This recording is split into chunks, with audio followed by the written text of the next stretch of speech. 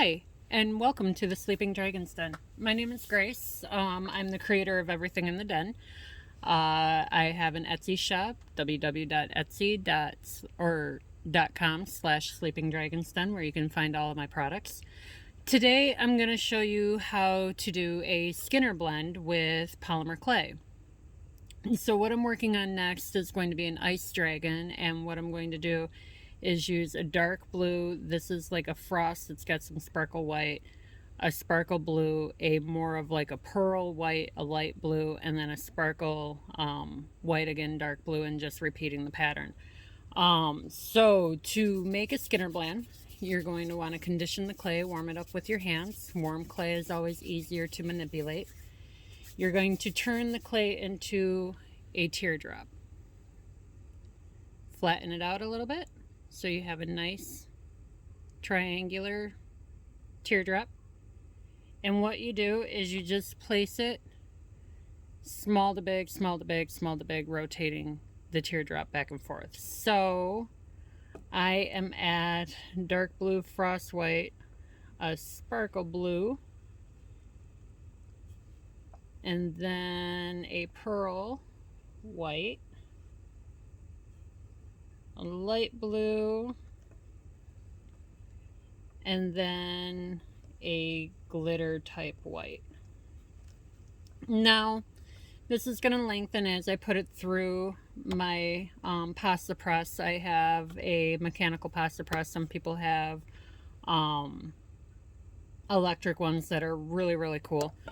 Or you can do an old-fashioned roller. The roller will take a lot longer, but you just roll it down. My roller, simple roller that you can get from any craft store, has two different bands on it, so that this way you can keep the clay at the same height. You can do a smaller or a larger, but you can roll this out and you can keep rolling until it gets thinner and thinner, and then you'll fold it upon itself. I'll show you after I throw it through the press. So I have the press on the thickest setting, and then once you have this flattened out, you're going to want to fold it upon itself. And I want these bands to be thinner, and what's nice about polymer clay is it's very manipulable. And I'm going to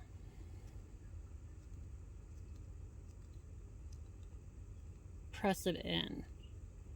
I'm going to keep pressing in on itself. And again, you fold it so that this way you have a nice blend of colors. And you're always going to want to put it this way into your pasta press. If you go this way, it's going to bleed the colors outward, and you won't have a shading effect. So we'll put this through again. Bump it up all the way to the side on the pasta machine, so that this way you have a nice flat line. And what I usually will do is once I fold it, I'll rotate it to the other side and have this side now go through the flat side of the pasta press.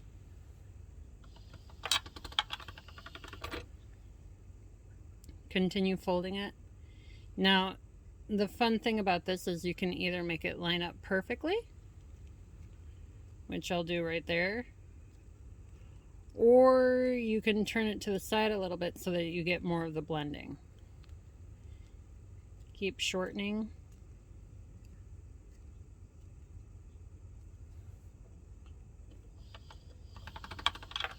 Running through. See how it's starting to blend now?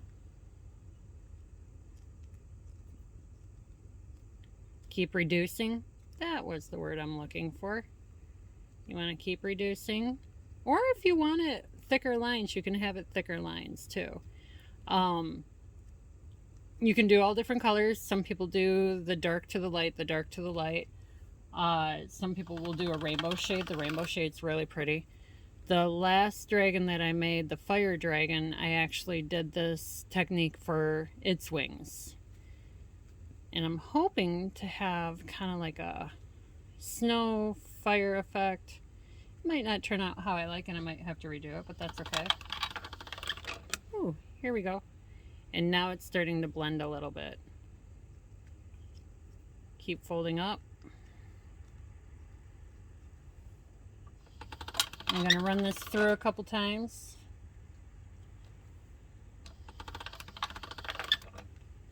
And I will always do custom work as well. All you gotta do is message me. I love doing custom work, actually. Gonna keep reducing here. See how we're looking? We're starting to blend a little bit more now. And if you want to see any of the videos on any of the things that I do, just ask, I'll make a video.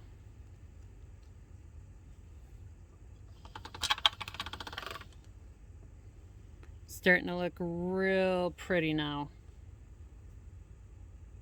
And then once I'm done, I'll set this to the side until I finish my dragon. But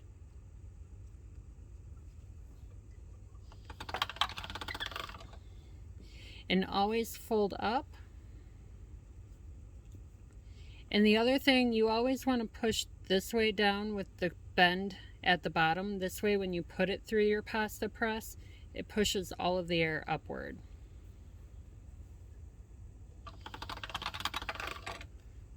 I think a couple more times, and I will be all set.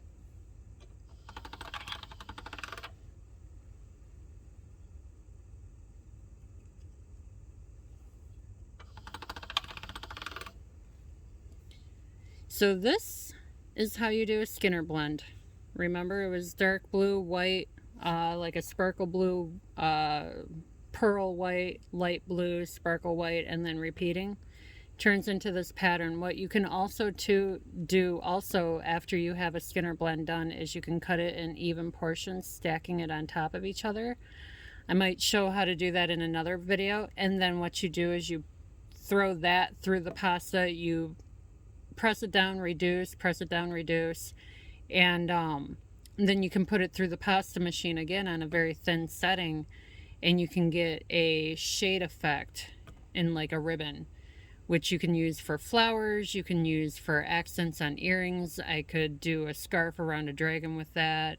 A lot of different things that you can do with that sort of clay technique.